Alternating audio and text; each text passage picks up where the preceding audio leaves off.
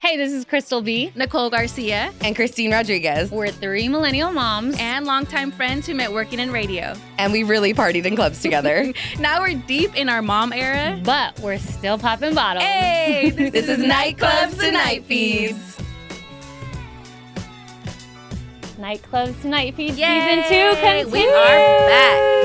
Yes, and we are back with guests because that's what we are doing this season. And today's guest is very special to me for many reasons. She is a wife. She is a mama. She is a hustler. She is a hairstystylist to celebrities, the stars. I will let her say who. But she is also my cousin. Yay! She is my baby cousin. So I have my little cousin, Nina Monique, here. Hello. I love. We're going to get right into this because, let's get into it. first of all, you are Nina Monique to everyone else. But family. Yes. Because you are Brianna to me. So we were just talking about this. Like, we are real family. We grew up together. And I've forever called you Brianna. Like, it's so weird for me to call you Nina Monique. But the same for you with me. Like, downstairs when we were getting ready, you called me Lolly. I called her Lolly. And Nicole's like, wait, I forgot what that was. And Christine has no idea what that is. Where did that come from? So in Spanish, my name is Cristal. Cristal. And then so they would call me Cristali. And then it turned into Lali. So like either my family calls me Cristal or Cristali or Lali is the easiest. But she always calls me Lali. In your phone. It's Lolly because we did all of our cousins CUH like cuz. Oh yeah. Like cousin. So it's Lolly. Oh, cute. And I have you as Bri Bri. So I'm never Nina Monique could be for everyone else. It's new. But you're Bri Bri or Brianna to me. You are a mom to a precious little boy So cute. who is 2+. Yes. You're already getting emotional? It's crazy. It's crazy. It happens fast. So fast. Yeah. Like I was literally just looking at pictures from the other day. I'm like, oh my God, like where did this baby go? Yeah. I have a full-on toddler. Yeah. Full-on toddler. Full-on I just saw him toddler. in the car. He's so precious. And of course, he has the best hair, always. Yes. But let's get straight into it. Your pregnancy journey, because I know what your pregnancy journey is, but if you can share what that journey was for everyone else that does not know. So my pregnancy journey was actually super rough. We tried to get pregnant, and it took us about 3 years. And in the third year, because I was touring a lot. Wait, who were you working with? I work with the artist called H.E.R. Her name is H.E.R. Her. She's amazing. We've all heard of love her. Yes, love her. Love her. Shout out to you. So I was on tour with her. We were in Europe. We were in the States. So she opened up for Coldplay. Wow. So it was, I was tracking my ovulation, and it was just so hard. Like I was traveling so much, and like I would like come home and then leave, and it just wasn't happening. So I was like, it was so much pressure and stress on me. And you were so stressed. Like I remember you so traveling stressed. and us trying to have those conversations because I knew like what her plans were. Yeah. And you're not home. So it kind of feels like you're even disconnected and like you can't make it happen. And I know that was really hard on you. Yeah, it was really hard. And then especially COVID happened. I know everybody was home, but I was so busy during COVID. We were traveling so much, and obviously we were protected, you know what I mean? But it started in COVID, and then in 2023, fast forward, I was like, you know what? I'm just going to take a pause because it was stressing me out. And everybody's like, you just need to just let go and it's going to happen. Yeah. So when it's meant to be. So I was like, you know what? I just left it in God's hands. And I was in the Philippines. And it was December of 2023. And I was just feeling so nauseous that whole trip. But we were driving a lot. And then the roads were bumpy. And I get really bad motion sickness. So I was like, oh, I'm just jet lagged because we left on Christmas Day. And it was just boom, boom, boom. I was there for 3 days and then we left. Dang. So I was like, I wasn't eating, I was jet lagged. So I was like, maybe it's the jet lag. And I do get really bad car sickness. So then fast forward, I land on the 29th of December. Santi's birthday. I was just about to say 29th of December. And I was like, in LA. In LA. Okay. And I'm like, I'm feeling very weird. And this is TMI. It wasn't, and like, when you picture like There's how no you're gonna TMI. Yeah. On here. Okay, yes, all the eyes. So you know how like eyes. as for me, I picture like, oh, I'm gonna do a special way of telling my husband like when I'm pregnant. Yeah. I had like all these ideas, cute ideas. And like I was like, I'm feeling weird. I'm like, let me just take a test. It's probably not anything. So I was like, and I hadn't took a test in a while. So I was like, let me just take a test. So I was literally on the toilet, and I was like, okay, let me go. And I'm like, oh my God. And Brian was like, what? I was like, I'm pregnant. And like, it was just, and mind you, I'm just sitting on the toilet like, I'm pregnant. He was like, no, you're not. I was like, yes, I am. I'm pregnant. I was like, and I just hurried up and like got up and I was like shaking. I was like, oh my God, I'm pregnant. This is not real. This is not real. I was like, I'm pregnant. I was like, wait, everything makes sense. Yeah. And I kid you not, the next day, boom, I was sick. Oof. I kid you not, the next day, throwing up, nauseous, and I was like that for 5 months. Yeah. So Your whole first trimester, my which, whole first- which I was like trying to be like supportive. I'm like, it's because it's the first trimester, girl. Like, you're gonna be okay. It never went away for her, and I felt so bad because she's like, no, it's like literally not going away, and I'm like, okay, now I don't know what to say, like, and I don't even know what this is, but it's actually a real thing. It's a real thing. It's called H.G., which I don't even know how to pronounce it. Hyperemesis gravidium, something like that. But my OB, 1 in 200 women get it. It's like 1 to 3% ratio of that women that get it. It's a rare condition, and there's no cure. Do they say why or what causes it? They don't know. And my mom was sick too with her. My mom had 4 kids, and with her last one, she was really sick with my sister. So it also is hereditary. They say it is hereditary. So my mom was so sick, and maybe that's why. Maybe it was hereditary. Yeah. But I also deal with motion sickness. Like I get vertigo with my allergies. It gives me vertigo. It's so weird. So when you're pregnant, your allergies are heightened. Like you get more stuffy. So Oh, yeah.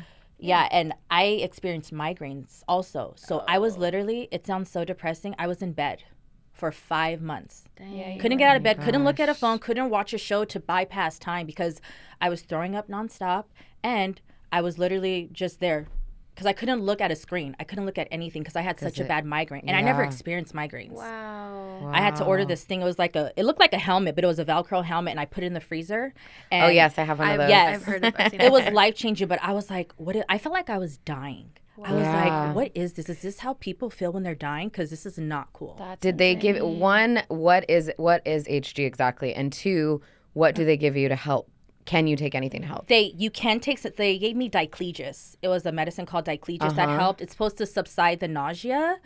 It helped for a little bit, and then they gave me Unison because I couldn't sleep at night. I was literally throwing up every hour on the clock. I lost 20 pounds. God. Oh, no. I lost you 20 got pounds. really skinny during I lost 20 pregnancy. pounds. Wow. Like when I was 5 months pregnant, I barely showed because I was throwing up everything I ate, and I was just like even water, and I was hospitalized. I can't even tell you how many times I was hospitalized Because you couldn't keep the water and because stuff I was down. malnourished, and I was like I was so scared. I'm like, is my baby okay? And my OB was like, he's fine. You're fine. You look healthy. I'm like, but I don't feel healthy. I'm barely eating. It's crazy how our bodies work. Yeah. So, were you? You're obviously not touring at this time. So Oh, with work, I couldn't work. I could not work, and I was so sad because I missed some important events. But I couldn't help it. You know. Yeah. So I couldn't work. I couldn't do anything. But at 2 months, so fast forward, when I was 2 months pregnant, my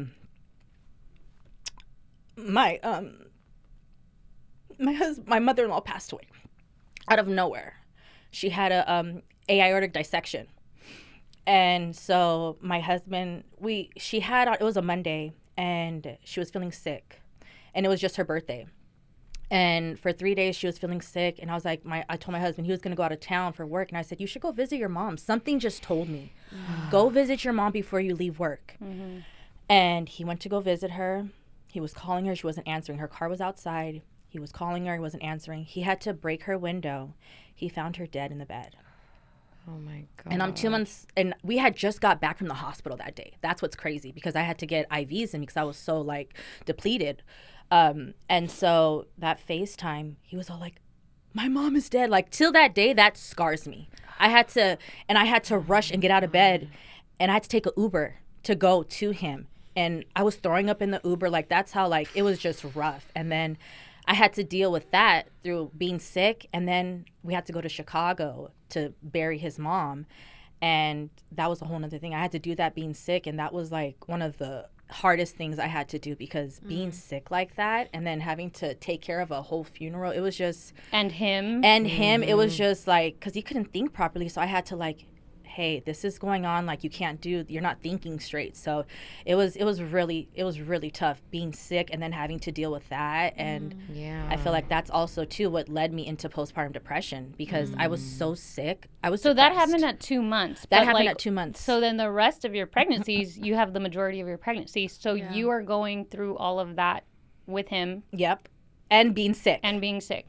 And then it was just so hard too, because like, and I know he didn't mean it, but it's just like he was so worried about me being sick, and so like he felt like he couldn't, deal with his mom when she was sick, so he felt guilt for that. And I said, please don't feel that guilt, So like I had to deal with him being depressed, also me being kind of depressed because I'm just sick. I'm just like waking up like, okay, have to deal with this all over again. I'm just suffering all day. So it's like having to deal with my sickness and then deal with him.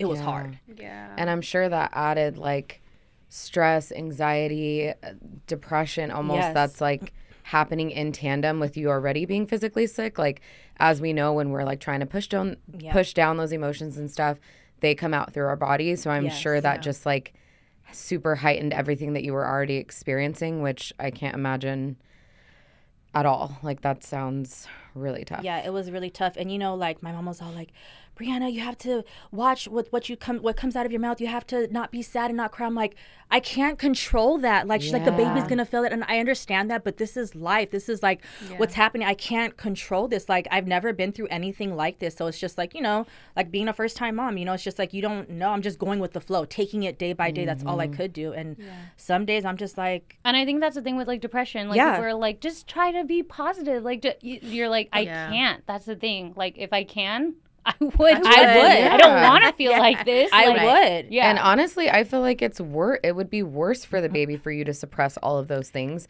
because then you're not at least releasing it in any way. Exactly. However that comes out. That's very generational. Like, it is very. It is. Attitude. Yes. And you know what? It's like, I've never been a depressed person. I have always been like a uplifting, happy-go-lucky person. And it's just like, to see this version of myself, it humbled me so much.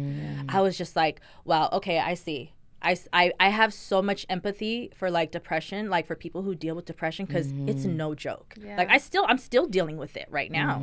And I'm 24 months postpartum. Yeah. So how do you navigate feeling depressed? It's hard. Like, some days, like, I just want to be in bed and I won't even go outside. It's really hard. Like, I just lean on God and my faith. That's the only thing that's been helping me, is going back to church and doing devotional books. And I've been journaling now, because sometimes I suppress a lot of my emotions, and letting that out. I've been to therapy, and just letting that out, I think that has helped me too with not suppressing, because there's been times where I've had manic episodes because I've been suppressing so much, and I literally just scream out of nowhere. Like, and that's not me. And how do you come out of those episodes? Like, when you're out of it, what is your train of thought? Like, wow, that just happened. And then how do you move forward?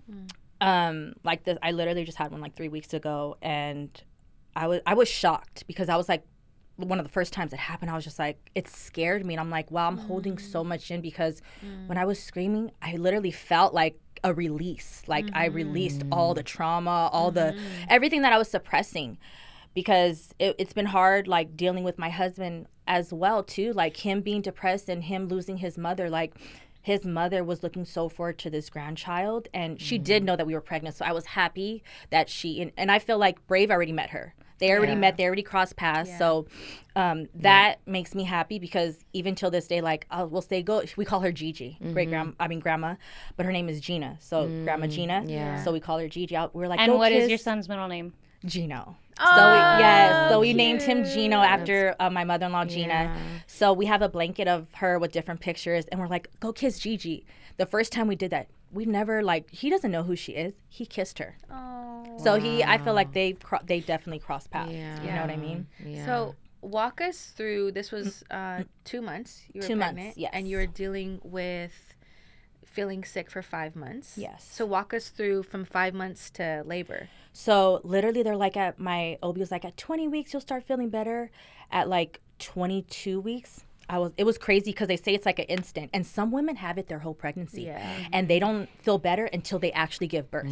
Yeah. And one of a mutual friend, her friend dealt with it. And there's a Facebook group for women with HG. And they're like, yeah, I'm on my 5th kid with HG. I'm like, how? Yeah. How? You're doing this again? I'm like, how? Oh, So literally, it was literally at 22 weeks, I felt better. I was like, okay, I have my energy back. I can eat. I was like, oh my gosh. And literally, I went to town because I was like, didn't eat for 5 months. I kid you not. I gained 80 pounds from my pregnancy. Lost 20 pounds in the beginning, then gained 80 pounds. 5 months. Yeah. I was 232 when I gave birth. Oh, wow. 232. Yes. Crazy. Yeah, I gained 80 pounds too. But I ate and then I started working and I felt like a sense of back to myself. Like, I felt like the depression was it was still there a little bit because I kind of felt like I couldn't fully enjoy my pregnancy. I kind of felt guilty at times because my husband was so depressed. So it was like, we would have like on and off moments and like I would try to do things and then it's just like, he would try to like be present, but then it's just like, I get it. You just He's lost depressed. your mom. And listen, I don't even want to know what that feels like. Like I can only imagine, but so it's just like I get it in a certain way, but I don't. But I give him grace. You know what I mean? Because it's just like that's not an easy thing to deal with, and especially like seeing that, witnessing that, like how he did, like that's trauma. You know? Yeah. So the rest of my pregnancy, it had a lot of downs, but ups too. You know, I did my best to be positive. I worked. I was like, I'm working as much as I can. So I traveled a lot. I worked, ate a lot. Yes. And then, that was it. And then just prepared for baby. But I was so depressed, though. Like, I wanted to get his nursery done. Didn't get to do his nursery because I was just, I just didn't have it in me. Yeah. And, my husband didn't either. So it's just like, I'm not going to pressure you. Like, it is what it is. He has his bassinet. As long as he's healthy, that's all I care about. Yeah. So it comes down to like the bare minimum. Exactly. Which is all that really matters is that your son is healthy. Exactly. Yeah. And then your labor. I feel like your labor was amazing. My labor was amazing. And that's the most part that I was scared about. But it started off kind of crazy because, towards the end of your pregnancy, you go in every week for an appointment. So I was going in every week, getting blood work done. And they're all like, we're kind of concerned about your levels. It could be preeclampsia. We're not sure. Because I would get really swollen. And I thought it was due to traveling a lot. Yeah. And I would always do my compression socks. And, like, I traveled it was really bad. I traveled. My last trip was at like literally 37 weeks. I remember telling you like you're crazy. I went on because I was Where'd you go? I went to Anguilla. Where the heck is that? It's in the island. It's in the Caribbean. It's in the Caribbean. It's by St. Bart's. So I was all like, that was for work? No, that was for my baby moon. I said I don't care because I was just like, you know what? I don't know when's the next time I'm gonna travel. Yeah, I'm gonna go all out. This pregnancy has been more ups and downs. I'm like, you know what? We just need to disconnect. Yeah. Let's go to Anguilla and let's just go. I don't care. Yeah. So I went to Anguilla. She crazy. Wow. I'm crazy. But like, this is Brianna though. Like, she planned this probably like 3 days before. Yeah, a week in advance. I planned it a week in advance.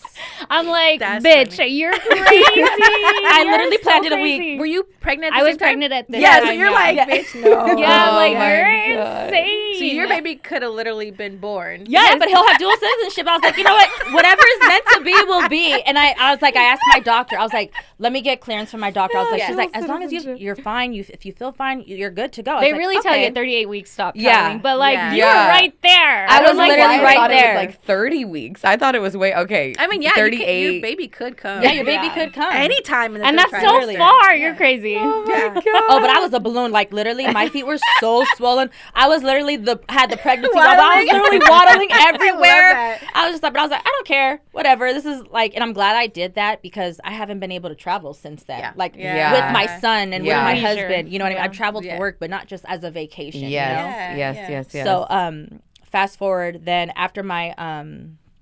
we got back from vacation, I did another checkup and she was like, your vitals are kind of like high still. We're going to do one more checkup. It was a Thursday and I think it was a holiday weekend. So that Monday they called me and I didn't answer. She called me at like 6 a.m. She was all like, hey, you need to come in now. We need to emergency induce you because your levels are too high and the baby could be stillborn. Oh my gosh. And I never, for some reason, I just never answer phone calls like that, our 1-800 numbers. Yeah. And I never check my voicemail sometimes with those. So something just told me, just check your voicemail. Yeah. And it was 1 o'clock in the afternoon. So it was 6 a.m. They called me and it was 1 o'clock. And I was like, Brian, we have to go now. He's like, what's wrong? I was like, the doctor just called me. My levels are too high. We have to leave now. He was like, okay, let's go. Thank God my hospital bag was packed. And I was 37 weeks at this time. Wow. I was 37 weeks. So it was 1 o'clock. And I was like, I'm starving though. He's like, we'll just get food over there. And I was like, no, I need food now. So I got Chick-fil-A. I remember I got Chick-fil-A. So I was like, I don't know the next time I'm going to eat. Like, I need my chicken sandwich first. So I got Chick-fil-A. Sandwich first. And I was like, but that was a good call because once you get that epidural, they forget to tell you better fucking eat before we give you this or else you're screwed. And I'm so glad I did because so then we got there and I live, so I went to Cedars. So I'm like 45 minutes away from Cedars. So then we got in there. I got checked in. So with your chicken sandwich. With my chicken sandwich. And I was eating that in the car. So then I got to my room and I was all checked in by 5 o'clock. So I was sitting there and they had to induce me. And I was like, I don't want to get any medication. I'm going to do this. Because at first I want a natural birth, but you know, things happen for a reason. So I went in there, I'm like, I'm not going to get any epidural. I'm going to do this naturally. Uh-huh. I lasted until 4 o'clock in the morning. So I felt the contractions. They were starting to get strong. They're like, okay, we can give you fentanyl. I said, fentanyl? She was like, no, it's the hospital grade one. It's totally safe and fine. I'm like, okay, you can give me fentanyl then. Like, listen, I get why people are hooked on that because I was feeling amazing. I was like, this is amazing. I was like, I don't feel nothing. And then I threw up. I think it was too strong, and then I threw up. But then I was fine after that. And then they had to stick a balloon in me to because I wasn't dilating. Yeah. And I didn't want a C-section. I was like, just do whatever you got to do because I don't want a C-section.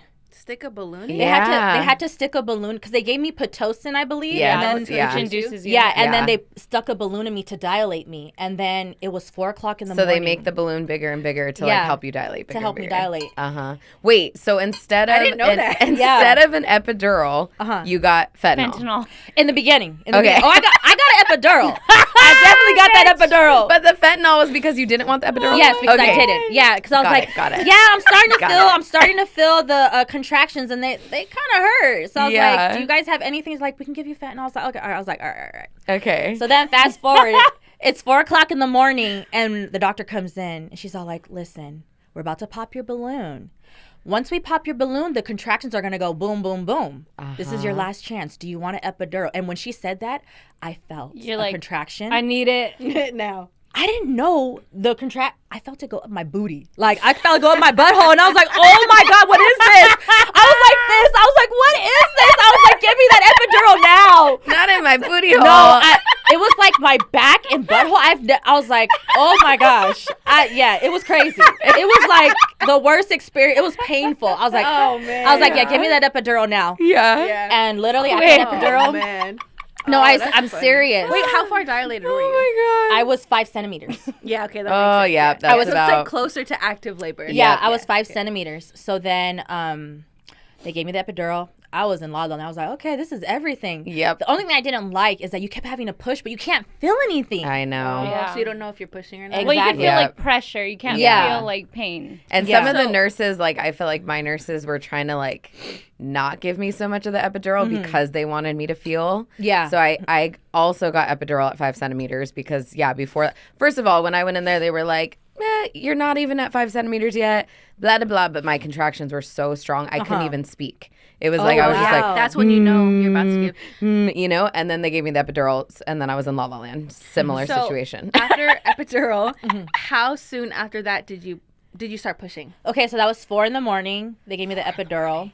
And then around 11 o'clock, I started pushing. So they're like, okay, you're there. 11 a.m. 11 a.m. Yep. I started pushing. And then That's quick. That was quick. Yeah, So that I was only got quick. one epidural. I didn't have to keep clicking. So like, if you need more, just click. I was like, no, I'm good.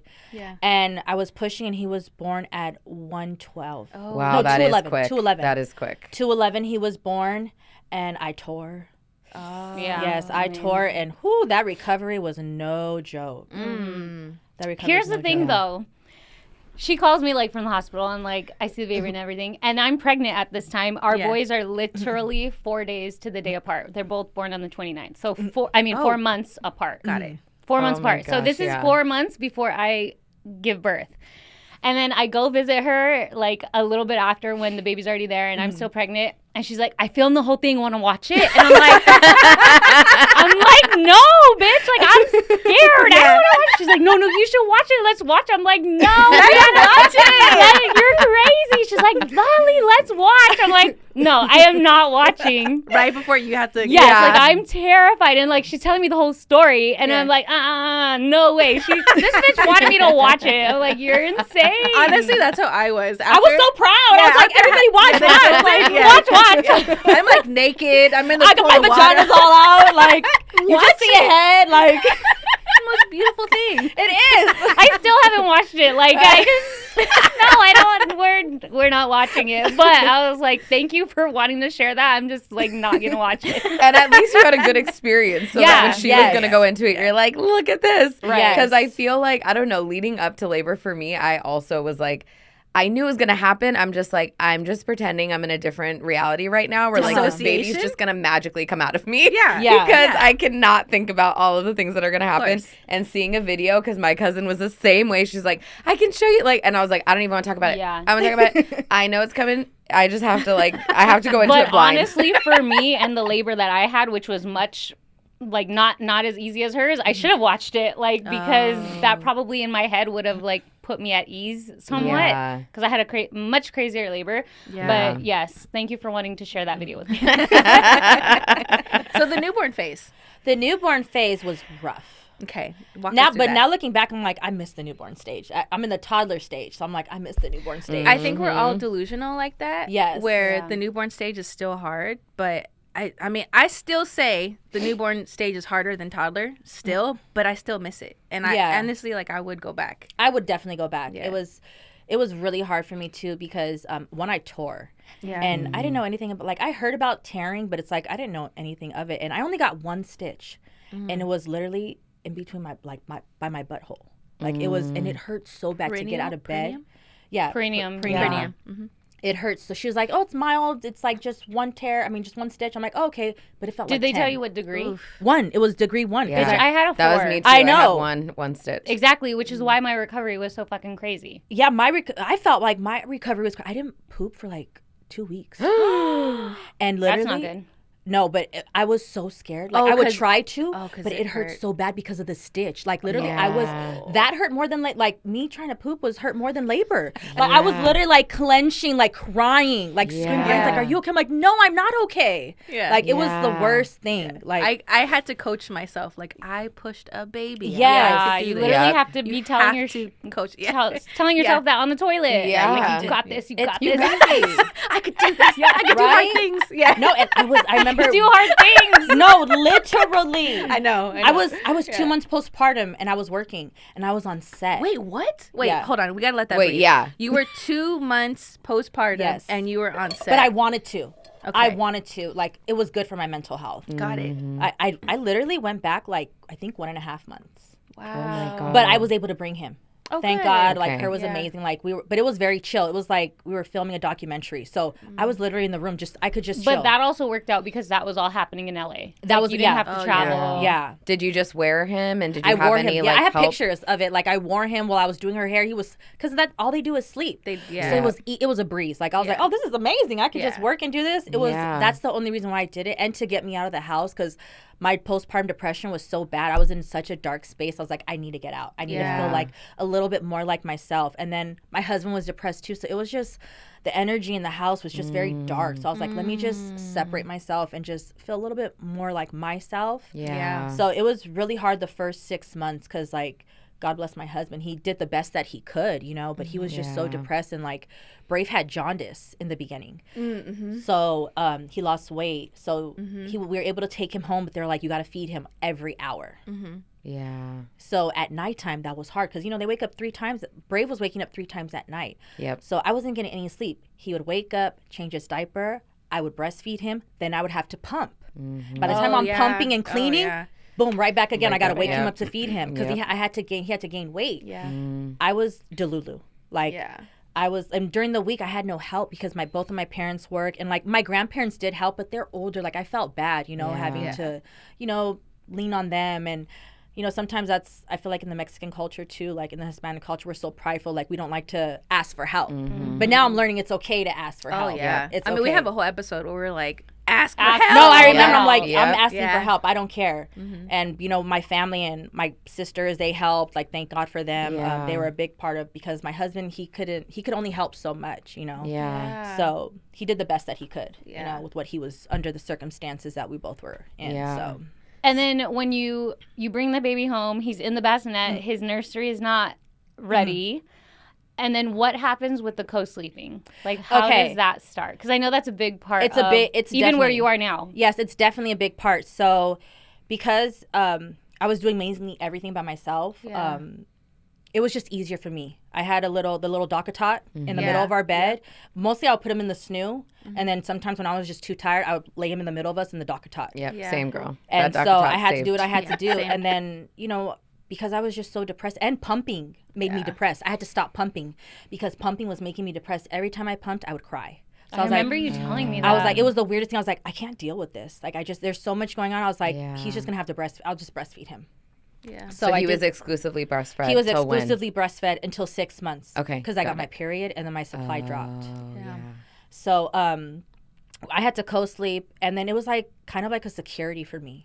Because I was just going through so much. I'm just all like, I just felt like it was me and him against the world. So it's just like, I kind of had separation anxiety. Even like when he was in the snoo, I would get up like, okay, are you okay?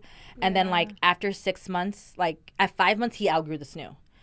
So we had a crib. Like then we were starting to decorate the nursery, put it together. So I would put him in his crib. He would wail.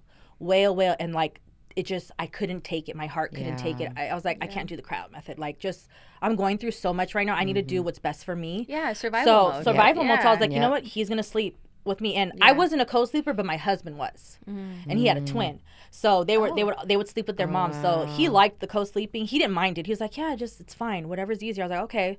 So all three of you guys in the bed? Or we have just a you big, two? huge king Okay, bed. got it. So he would sleep in the middle, but I would still use a DockATot. Yeah. But then like I was a pro. I would literally have him like this, or like I would lean to the side because if I had to breastfeed I him, did that too. like I was a pro. It Yeah. didn't bother me. Like I was Yeah. literally a pro, and I had a little ledge thing. If I decided to put him on your side, like it was totally safe. I know, some people like he's gonna die, or, I'm like, he's fine. He's fine. We got all the things covered. He's fine.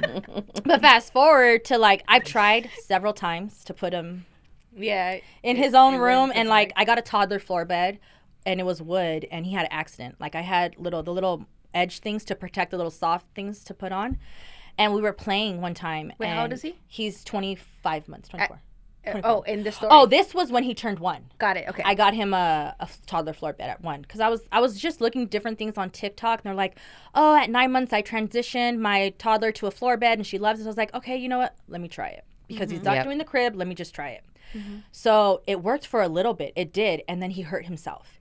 In the middle of it wasn't even the corners, it was the middle, and the ambulance come because I freaked out. He gashed his eye. Wait, how did this happen? So we were playing. I was playing with him, and like I was chasing him, like I juked him.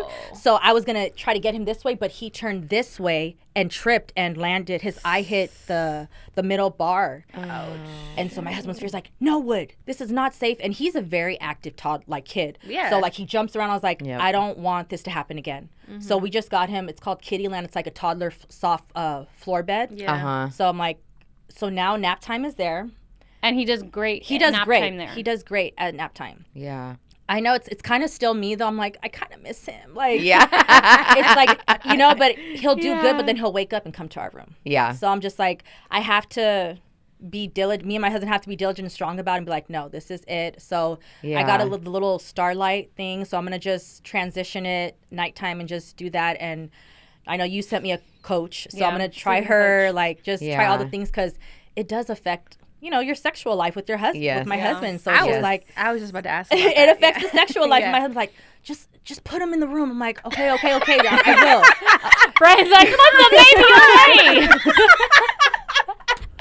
I'm like, okay, yes. Yeah. Okay, wait. Can we pause on that though? Isn't it crazy how like we as moms are doing all of the things, and sometimes I'm fucking tired. I'm just not there, and it's like, hey, I'm like, bro, read the room. Literally read the room. I look crazy. I look a mess. Like I have spit all over me. I like overstimulated to the max. Yes. Like sometimes it ain't the time. No, sometimes I have to sometimes when I had to rock Brave to sleep or hold him trying to console him to go to sleep. Brian would just try to rub my butt. I'm like, not the time, dude. I'm like, not the time. To be fair, you have a great ass. So Thank you. To be very fair, yeah. But it's Brave is he likes to touch my face before he goes to bed. So it's Brave's touching my face, then my husband's touching my butt. I'm like, okay, please, just too much touching. Too much touching. Yeah. So it has its pros and cons. The con also is too with his sleep. When I want him to go to sleep right away. He won't go to sleep right away. Whereas kids with Santi, 7 o'clock, you put him in the crib, boom, he's asleep. Yeah. That would be amazing. I would love that. Yeah. I would love that. So that's what I want to get back to, just to try to, put that spark back into my husband and I relationship, because we went through the roommate phase and it's not fun and it's scary. It's and you guys both deserve it. I mean, it's a tension build also that you both need released. Yes. And I just feel like all of the stress, all of with everything that happened during pregnancy, during postpartum, you guys making sure that you're there for each other as well. It's so important. Yeah. It's so important. So what things are you and your husband doing now to help that spark? So we talked about it. We need to do better at doing date night more. We have to, because it's you just get so caught up in being a parent sometimes and you're so tired. It's you don't make time for both of you guys. And it's just that's so important. It's so important. Yep. So we need to start doing better at doing date night. I feel like date night and then putting him in his own room so then we can watch a show together, you know, and just do those little things. Because as soon as Brave goes to bed, Brian will go play his video game sometimes and I'll just watch a show or I'll go to sleep, just to get that alone time. Yeah. So, but we got to do better at I feel like once Brave transitions into his own room, it'll be a lot better. And then doing those date nights, I feel will help too. Yeah. And then speaking of getting your time back, you're thinking of preschool soon. Yes. I found a preschool, which I actually really like. I'm going to do a tour with Brave to see how he will like it. I don't want to do him in preschool. If I had the option, I would wait till he's 3. But I want to get back to work. I want to feel more like myself, you know, and we don't have help like that during the week. So it makes me so nervous for a stranger to watch my child. I was telling my mom, my aunts, listen, if you get a call from me that I'm in jail, just know that I had to put my hands on the teacher if someone did something to my son, because look, I don't honestly, play. Same. Yeah. I don't play. I'm literally looking up necklaces with hidden cameras, because I will literally put a necklace on him with a hidden camera. Oh, that's a thing? It's a thing. Oh, I didn't know that was it's a thing. What? Oh, you can do anything with the hidden camera.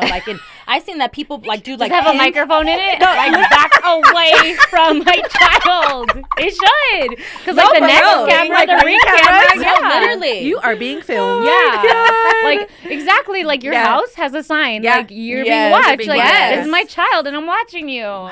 Wait, also I want to talk about the preschool thing, because I've also been, so Poppy is 3.5, almost 4. And you also have minimal help. Yes, we also have minimal help. Yeah. And so I had been also same way. All 4 of us, I think, are hustlers. And so being able to get back to work, being able to feel more like yourself, etc., is super important to all of us. And I felt okay, every year I think I'm going to do it and then I don't do it, and including this year. So basically, because literally in February she's oh yeah, this fall I think we're going to put Poppy in, and then fall came and she's we're not doing it. We're not doing it. Also, what I realized about this whole process, which any of the moms listening who have done this, you have to make the decision so early in the year. Yeah. So by February you have to start touring preschools and all that stuff, to then in the fall be able to have a space, and it's just so much time ahead, which then I'm it's already past, it's fine. Just not gonna do it. I'm not gonna do it again.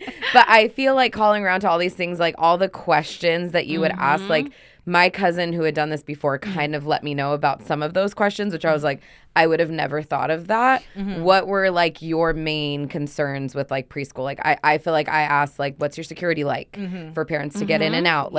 In terms of half day, because some of the Montessori schools only offer 5 days a week by us. You can't start part-time, which I didn't know it was a thing. A lot of TKs you can't, especially the ones that are state covered, you have to go in full time. So that's another thing that like my cousin and stuff have been telling me about, like, oh, so you're going to go straight from no preschool to then starting her in 5 days a week because the TK state regulation is that it has to be 5 days. And I'm like, oh, shoot. Yeah, I need to think about more about that. So what were like your big...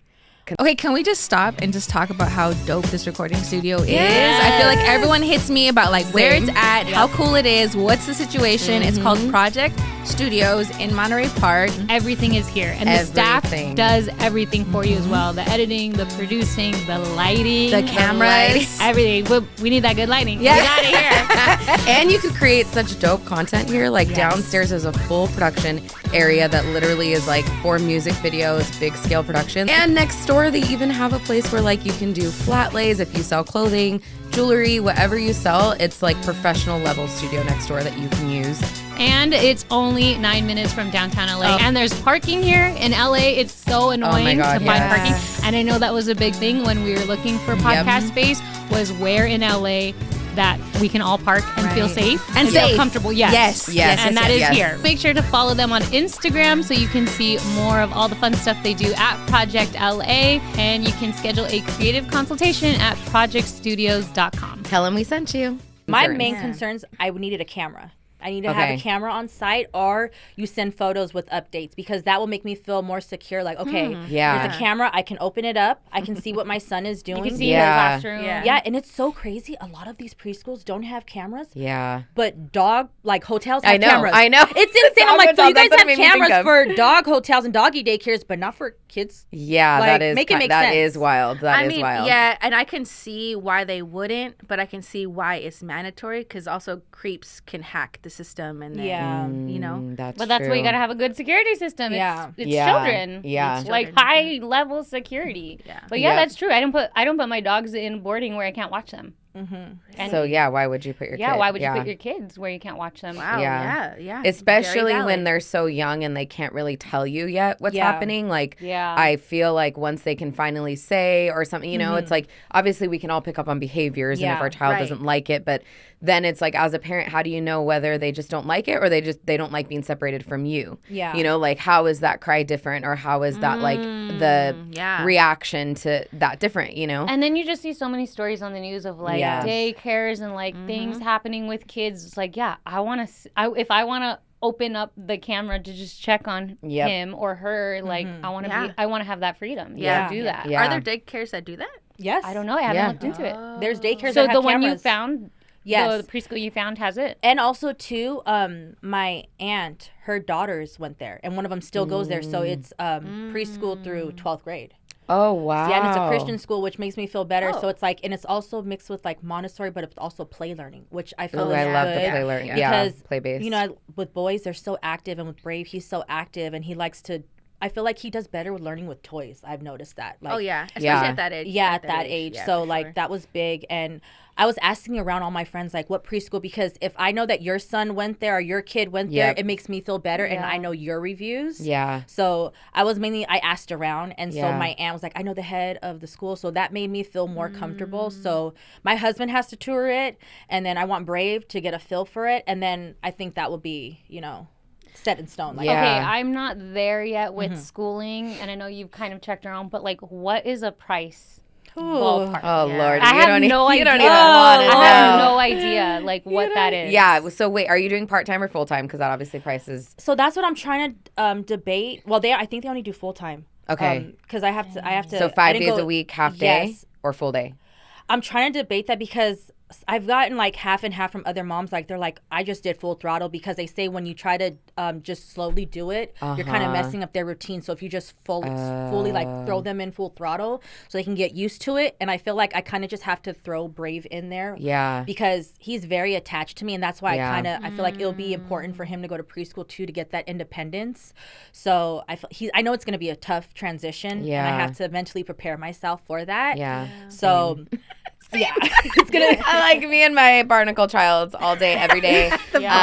We also now co-sleep, which didn't used to be a thing, which I feel like is a new level of the attachment part of it. And I think, honestly, that's the hardest part about this whole thing is like I keep talking myself out of it. It has nothing to do with her. I mean, it does because I'm like, the fact that I have a job where I have the freedom, like I kind of want to take advantage of it still, but then I'm like, she would have so much fun and like learn so much. You know, it's always like the double. Kids, you know what I mean? Meet other kids, yes, which is great for them. But on the co-sleep part, so I have 2 friends who also co-sleep with their kids.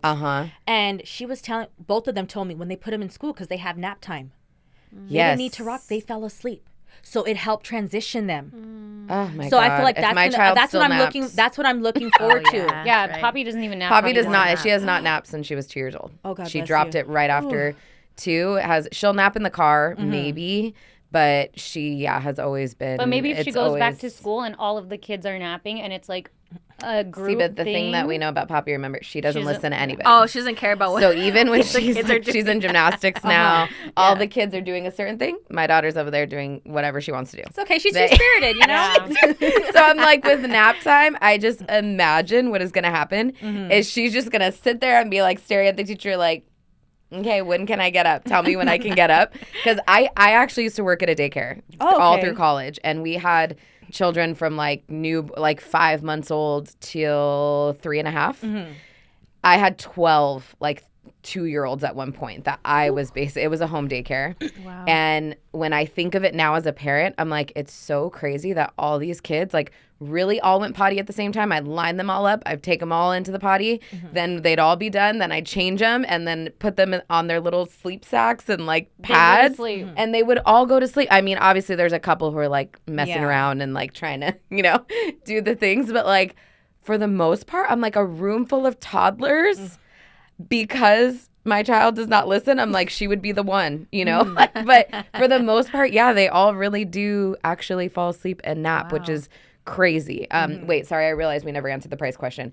The price situation. I'll tell you what I've got like on my list, and then schooling, this is for daycare. This is for daycare. Okay, daycare. Daycare out of school. Yeah, 5 days a week. What, 8 to 4? Yes. 8 to 4. Okay, it depends. There's like our 8 to 5, like it or 8 to 3. Can I guess? Yes, guess. 8 to 4, 8 to 5. Is it like 21? Like a month? So a lot. I've looked at 10 schools. Okay. They range. Some are government assisted, but I don't feel comfortable with that because I feel like they don't care like about your. I'm not. Look, I just feel like they're not. As on it. On it. Yeah. So there's government ones that like could be free depending on like your income, or like they're $1,200. Yeah. But like the Montessori ones, they're starting at $2,000 and above. Yeah. And they charge an extra $200 to $500 if your child is not potty trained. Yes. What? Yes. Wait, also schools. I realize the one you're going to is faith-based. So if it's faith-based, it's usually a little cheaper. Yes. So $1,600? Yeah, around there. Around for what? For 8 preschool. To 4? Yeah. 8 to 4 all day. And I found a cheap one. There's one in the Valley that a couple of my girlfriends send their kids to, and it's amazing. And that one is $800 a month. I said, wow. What? But do these include meals? Like, yes, it includes meals, and they have uniform. Like, I'm like, I wish that was out here, but it's too far for me. Yeah. But is that a faith-based one as well? Yes, it's a faith-based one as well. Yeah, because the faith-based one that I found by us is like, for full time, like $650 a month, which is crazy. Wow. Crazy. And I was like, I don't know. I'm not going to do a faith-based situation, but the Montessori's by us, $2,000, $2,100 for full-time. Part-time, what I was looking at for Poppy, cheapest for Montessori is like $14. And that's like part-time. That's like, but that's only 8 to 12. It's like 8 to 12, like 2 or 3 days a week, Damn. So I'm like that, they kind of get you with like if you add one more day, you're really not even paying much more kind of thing. So I feel like for us, I need a little more time to like figure out, like what we want to do. Okay. I have a question. You don't have to answer this if you don't want to. What is the vaccination? Oh, I'll answer it. Decision. Okay. Brave is not vaccinated. That's just, been my choice. He's not vaccinated. It makes it very difficult to find schools, especially with Christian schools, like faith-based schools, because I just do a religious exemption form and they're fine. But as long as you have a religious exemption form, you're fine. Because they can't. I didn't know that. Yeah, they have religious exemption forms. Yeah. Because I think it's Jewish. They don't vaccinate their kids either. So they Oh. Yeah, and I think Mormons. Nikki's learning something new. And I believe Mormons don't vaccinate. Wait, but Brave has no vaccines. No. He got none. Ever since he was born. Ever since he was born. Did he get the K2? None. Nothing. And but honestly, he's healthy. Every time he's got sick, it was because of me, because I gave it to him. But like he's strong, but he has a little bump on the back of his leg, so I have insurance for him. But we got turned away. Like at 3 months, we got turned away from our pediatrician. She was like, "So because you're not gonna vaccinate him, we have to let you go because he can affect the children." Yeah. I said, "What?" She's like, "Yes," and like she was so adamant. She was mad, like criticizing me. Yeah. And I remember there was one time I had to take him to urgent care, and they were literally criticizing, "Your child's gonna die if he doesn't get vaccinated." They literally told me that, and I was just all like, "Okay, like this is my choice. Please respect my decision." Yeah. Wow. Wow. Yeah, but as of now, I just choose not to vaccinate. That's something that me and my husband both decided on. Yeah. And I know a lot of my friends actually haven't vaccinated their kids. Right. Yeah. So when it comes to looking for the schools, it's not a problem for you. No challenge Because of the no issue, exemption. Because of the religious. Because I asked, even with certain monos, I was like, he's not vaccinated, but I have a religious exemption form. They're like, oh, okay, that's fine. We accept those. Some don't though. How does one acquire a religious exemption form? I'll send you the website. Oh, okay. There's a website you can get them from. Oh, okay. I didn't know that. Yeah. I honestly didn't know that was a thing. And also, what if it's not religious? What if it's just like he don't want to vaccinate? I'm just curious about those but things. But it's like that's a way to get out of it. You know what I mean? You can just say that's like a way. But it's like, do what's best for you. If you feel more safe for vaccine, do what's best for you. Go. Yeah. More kudos to you. You know what I mean? And is this the vaccination, the not wanting to vaccinate, is it a for now thing? Do you think in the future you will? Or if as of now, as of now, no. But maybe in the future, just COVID just really put a lot of things into perspective when they were just pushing like, the jab on you and stuff. And it's just like, look at everybody's back to work. You know what I mean? They were like, it was dividing people, and it's just like, I'm like, what's really going on with this healthcare system, And then like, because I talked to a lot of my friends who had kids. Some of them vaccinated, some of them didn't. Yeah. One of my friends has a 10-year-old son. He's not vaccinated. He's been fine. And he goes to school. Yeah. So I just feel like, just do what's best for you and what you and your spouse, talk about, and what you feel comfortable as a mother doing for your child, Yeah. Yeah. Yeah, I get that.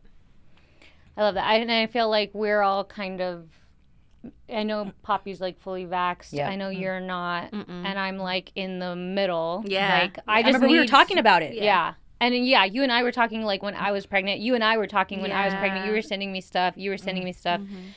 It's just so hard because you want to do what is best. And it's like you're being told this and this and this. And like my husband more so is like, if we're not sure, we're not doing it. Yeah. At least until he's older. Yeah. Like until we know he has all of his motor skills. He has like he's more developed. Like he's such a baby right now. You don't even know. Like he can still barely talk. Like we need him to fully be telling us how he feels and like everything. And I'm like, and that I respect. At 2 years old, their kidneys fully developed. So Dr. Green, I don't know if you guys heard of her on Instagram, but she was talking about how at 2 years old, their kidneys fully developed. So if you do vaccine, at least wait till 2 because they can handle to fight an infection or anything like that. Yeah. So, now that he's 2, I'm like, I have thought about it more because, he's so rough. And like, I'm just thinking about like lead and all that. And like, the Yeah. TB shot and stuff like that. Yeah, I get that. Yeah. That was one where like Henry's like, he's never going to be walking on wood barefooted. And then like, we go to the park and there's like wood chips. Yeah. And like, he wants to pick them up. He's like, well, guess we're going to need to get that shot after all. It's like, you don't know. You need to be even walking on like, like around the park and stuff, they have like the wood planks and like I feel like Poppy always like balances on them. When I was a kid, I fell on one of those and got 20 splinters in my shins. Oh my god! And you see, I was vaccinated. I was vaccinated. And here I am today. Yes. So for me, I'm like, I will always be my anxiety controls me, just in case kind of situation. Right. Which even with like the cold, I think, I don't remember if I told you guys about this, but now they do like the nasal thing instead of having to get an actual shot for the flu this year. I didn't know that. So they've had, So I was like, would not do the flu because I just didn't want to give her another poke, and I'm like, the flu shot. Got it. I personally haven't had the flu shot since I was like probably 20. Oh my god, I never used to. And then last year we got it, and my brother and his whole family all got the flu really, really bad. Like as bad as like when we got COVID, which we had been vaccinated, but it was like 2 years since we had been vaccinated. So we got it really bad. Poppy was fine, but like I felt like I was dying. And so we got the flu shot last year. It was the first year I'd gotten it in a long time. And it was the first year where we like didn't get sick. We don't get sick a lot, but like being around my brother and his family, I was like, they got the whole like whatever the strain was from last year that was like really crazy. And we were all fine. We did not get sick at all. And we go to Disneyland all the time. Like, even though she's not in daycare, it's like we are definitely around a lot of germs, specifically, I think, because of Disneyland. That's where we got COVID. Shout out to Disneyland, where nothing is free except for COVID. Truly. Right? And it's always right around the holidays. I'm like, we go all year, but of course, the time we go around Thanksgiving, my birthday, Christmas, that's when we get sick. But so when we were there, the lady was like, you guys can do the nasal thing. And I was like, what is, I had heard of that, but I didn't know that it was readily available for anyone. And she's like, yeah, they just usually run out like in the top of the flu season because everyone with the kids is wanting to get it. And so, I was like, I'm going to do the same thing because I want to know what she feels like and like all that stuff. And so we both did it, and it literally was like a nasal spray. Like it's like an allergy nasal spray, and they just went, choop. And that was it. What? And so now her and I both have when the flu did you shot. Get it? We did it like but it's a not month a ago. shot. It's the flu. The flu sniff. Yeah, the flu sniff. The flu snort. And I'm like, honestly, again, hopefully we'll be safe at Disneyland this year is what I'm hoping. Because I just know like around that time of year, it's just, and you don't want to be sick for it's so hard. But yes, that little sniff, I was like, what? As a girl who has been scared of shots my whole life, I was like, the game has changed. The game has changed. Wow. I'm so interested what is inside of that. I don't know. I think I'm assuming that it's like whatever's in the vaccine, it just is like a different way to get into your nose. Like it was, and I didn't feel any side effects. She didn't show any side effects. And I was like, okay, cool. Like I wanted to know like if her nose starts feeling weird or something, I want to have the exact thing so I know how she is feeling. Yeah. I get that. So, yeah. Okay, really quick. We can spend hours with you, but I definitely want to discuss because you are Mexican. You're Mexican American. Yes. Your husband is Black American. How is it raising a biracial son? And like what have been your, I guess, like priorities and like kind of roadmap of like this is how we want to do it? Yeah. So as of now, like my parents are on board. The only thing that sucks right now is that, Brave is just around my family, which is primarily Mexican. Brian's family lives on the East Coast, so he doesn't really get to see his Black side of the family. But I try to put him around my friends who are Black, so Brave knows. And Brian, my husband, has a twin brother, and his kids are mixed too. They're Puerto Rican and Black. So they're on FaceTime all the time. So Brave sees, my nephew is 2 years older than Brave. So Brave sees somebody that looks like him. Yeah. So I feel like that kind of helps, but our main thing is a lot of books. Like one of my best friends got him a book. It's called Brothers. Oh, and cute. It's called Brothers Drive, Brothers Ride. And so we show Brave what brothers are. Like you're part Black, but you're also part Mexican. So we instill both shows. Like I always do. It's very important to have shows for him to watch shows that have African American people. There's a show on PBS called Weather Hunters. Ooh, cute! Really? It's Al Roker, which is like a weather channel. I love him. Wait, we watched this. Yeah, Weather Hunters. It's so cute. It's a family. It's a Black family that goes out and hunts weather, and they talk about rain and thunder and super educational. Oh my gosh, that's so cute. Yeah. So Saint just started watching Weather Hunters because it's the same. Yeah, because my son also is Black, so it's the same thing of like we want to make sure that he's seeing people who look like him, and like making sure we keep the culture because he's also he's Creole. Like Brian's Creole too. Yep. So Brian's Creole. He's Creole and West Indian and Black. So he has like a little mixture of it. But But girl, PBS Weather Hunters, and the PBS app is free. It's called Mino Kids. You sent me this. Yes, it is a faith-based network. But they have a lot of mixed kids and Black kids on there and adults. So and families, like blended families. So like that's important to me too. Yeah. And then just books on curly hair because he does have curly hair. He has amazing hair. He has amazing. And then what? Okay, so Saint too has like beautiful hair. I hate when people touch his hair, especially in public. They're like, "Oh, he's so cute," and they like, I'm like, "Don't touch his head." Or they ask, "Where did he get his curly hair from?" Yeah, I'm like, they saw me and they saw my husband. Where does he get his curly hair from? And I'm just all like, bitch, do you know how genetics works? He's mixed. I'm like, she was like, I don't see you have curly hair. Your husband doesn't have curly hair. I'm like, he's mixed. You're like, it's because I permed him. Right. You say that. Like, I got him a perm. But is that something that irritates you too when people touch his skin? Or his skin, yes, his when hair? he touches hair. His like, hair? people that I don't know. Yeah. People that I don't know, like, they always, oh my God, his hair's so... I'm like, no, just don't touch. Like, I don't know you. Don't touch my son. Yeah. Like, I'm very... Like, period. Don't touch my child ever. Son. I don't know you. Period. Yeah. And then, I just think that's weird. So I wonder if you experience that also. Yeah, and it's so, like, I feel like later on when he gets older, we're going to have a talk with him and, like, you know, discuss, like, when he understands, like, listen, you're not just one ethnicity, you know, you're two ethnicities and you come from two strong backgrounds, you know what I mean? And so just to inform him and, you know, the way the world is, you know, it's like not everybody's going to agree, accept him, you know what I mean? So just to... We're doing our best to prepare him right now with books. I feel like right now the best we can do is just with books and just showing him what, like, you know, just different every nationality, you know what I mean? But mainly what that people can look different. That people can look different, and it's okay. It's okay. And I feel like there's a beauty about bringing two different, you know, ethnicities together, you know, and cultures together, you know? Yeah, something for me too is, he's mixed, but I also want him to know that I am Black. And I am Latino. Yes. Like, I am both. Yes, he is mixed, but he's both. You know, I really want to make that distinction so he knows that I am Black. No matter how light-skinned he is, instead of being like, no, I'm mixed, I'm not Black. No. Yeah, like, I'm not Black enough. Not Latino enough. Exactly. Like, I am equally. Yes. You are Black and you are Latino. Yeah. You are Colombian, you are Nicaragüense, and you are Black. And you're Creole. Like, you're all these things. Yes. And I asked, like, you know, a couple of my other friends who do have mixed children and, like, my friends who are older now, like, did you realize, like, you were mixed and how did that affect you? And I think what they said, what a couple people, what I've noticed they said was, like, they were both on both sides of the family. They were interacted with both of their families. They saw their families a lot.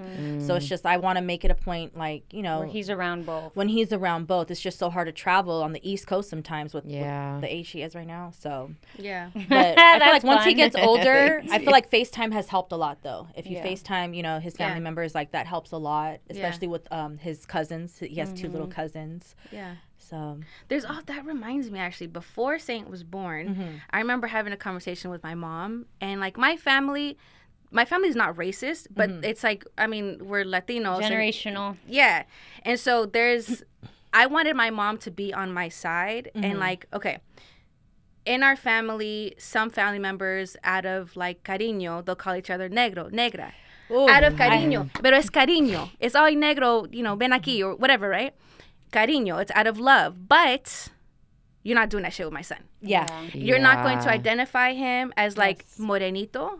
Even though it's a term of endearment, it still is not happening. And so I remember having a conversation with my mom, and I was like, if you hear this from any of your brothers or sisters or any of our family, I need you to shut it down. If I'm not there. If I'm there, I'm shutting it down. Like, that's easy. It's an easy call for me.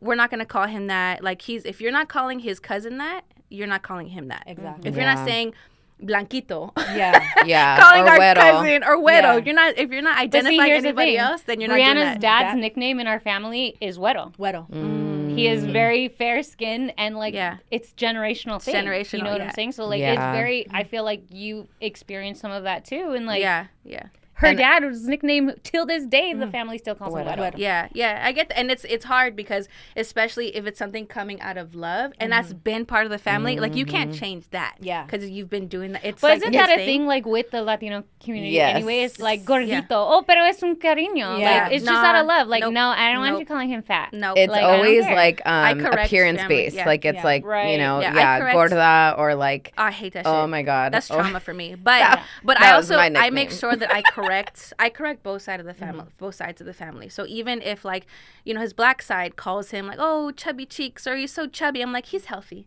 He's healthy. I correct all sides because he's learning who he is by what he hears. And so if he hears that he's chubby, if he hears that he's morenito, he hears all these things, and that's what he knows about himself before he knows he's smart and before he knows he's kind to himself, he's kind to others. But it's like, nah, I'd rather him know the principles of himself, that he's important and stuff like that before he knows he's he has curly hair, or he's different, or he's darker, or whatever. Like, I'm making that's how I'm contributing to, you know, raising a son that's Black and Latino in the United States.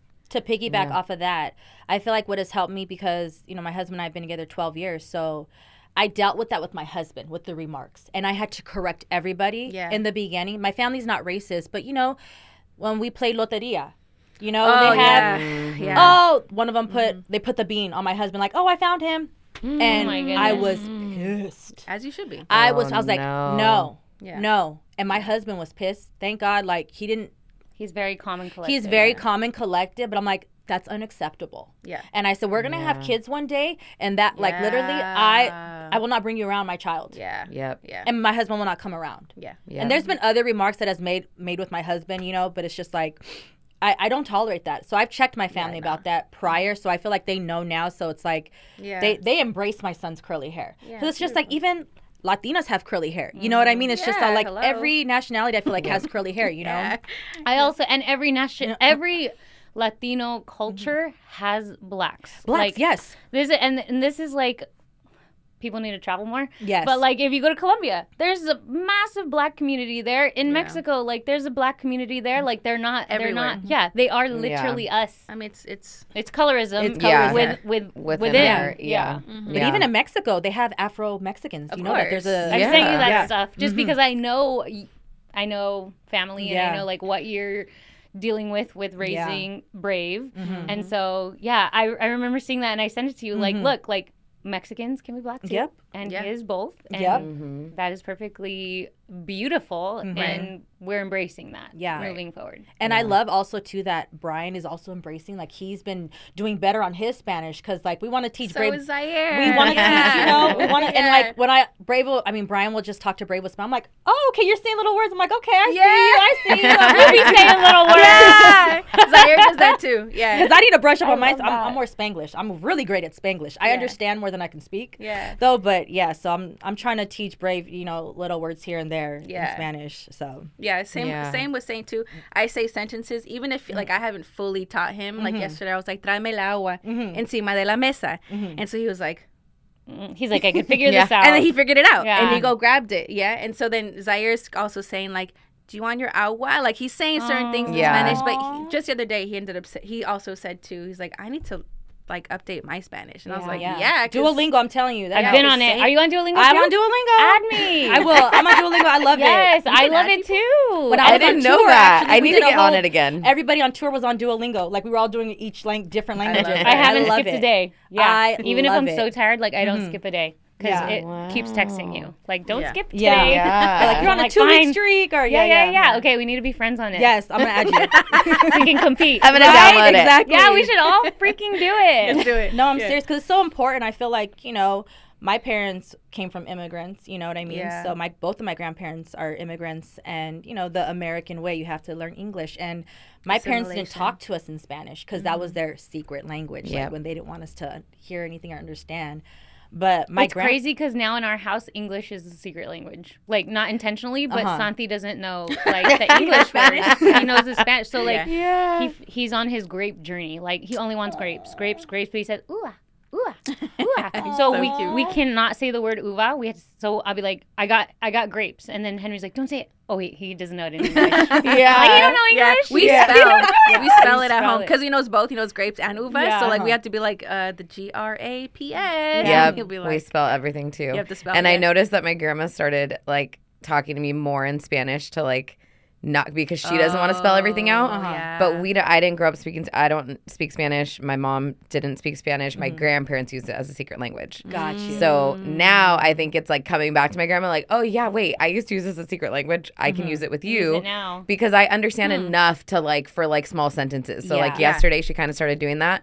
And I was like, oh, this is actually great because she can't spell everything out. And that's what Drew and I usually do. And now I'm like, the only thing we can't spell out are like anything. Like she knows how to spell her name. She knows how to spell Blippi. She knows like certain things where I'm like, oh wait, we actually can't spell that. Because on the Blippi episodes, he's like Blippi.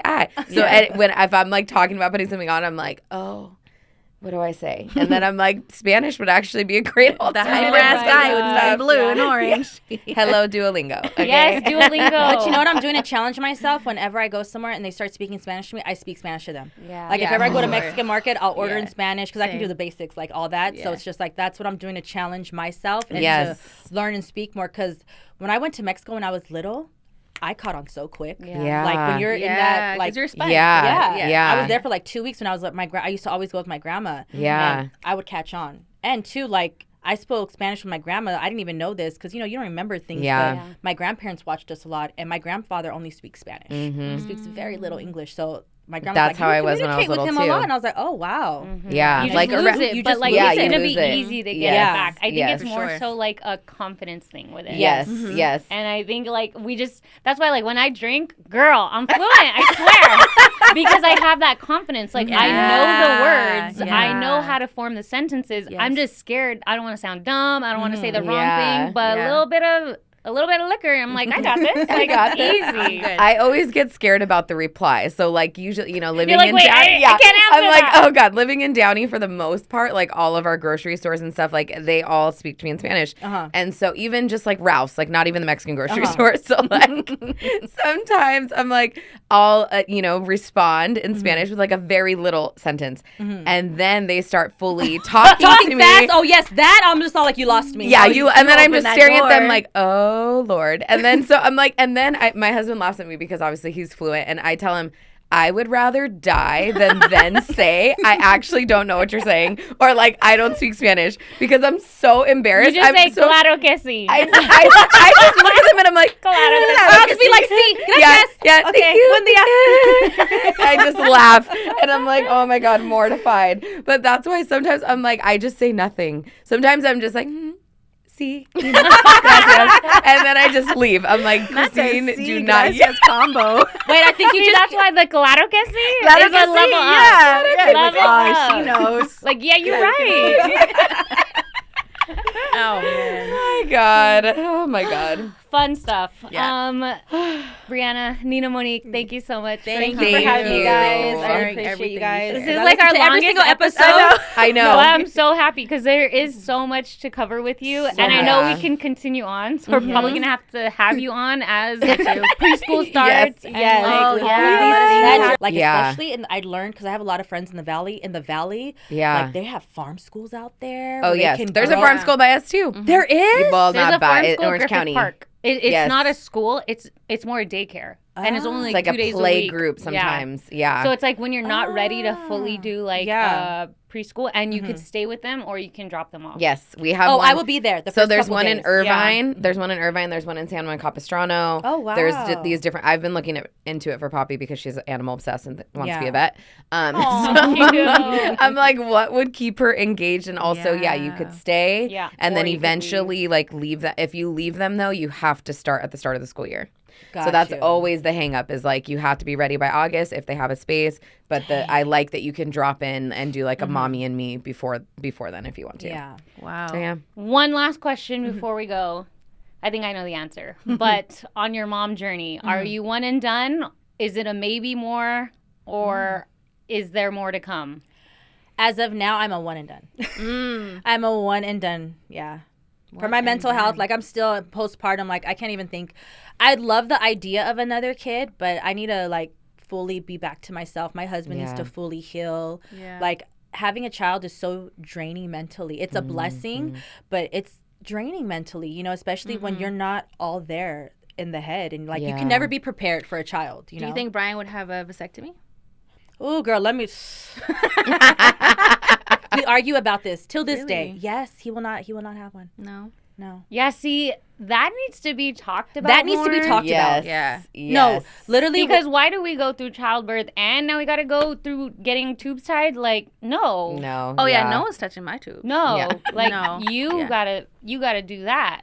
And vasectomies are also reversible. Yes, so exactly. if you tie your tubes, that's not reversible. Yeah.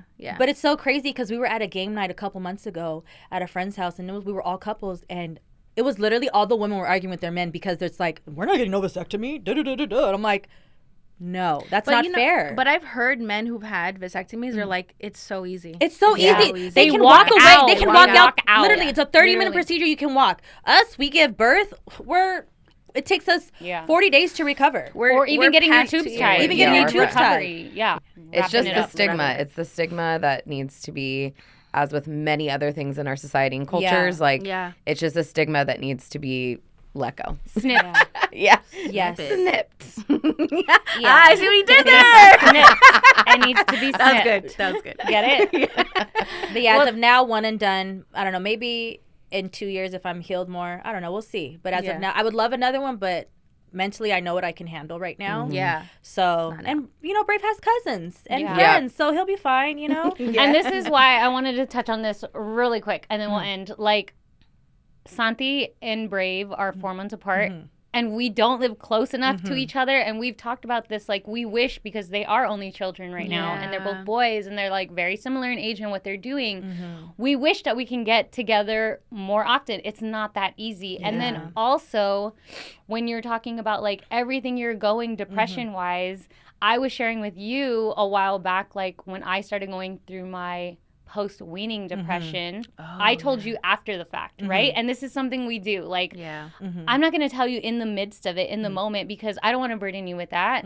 So I tell you after I'm feeling better, like, girl, I was feeling crazy a few weeks ago, like all this. And you're like, why didn't you call me? Why didn't you tell me? I was feeling like this a few weeks ago. And I'm like, why didn't you call me? Why didn't you tell me?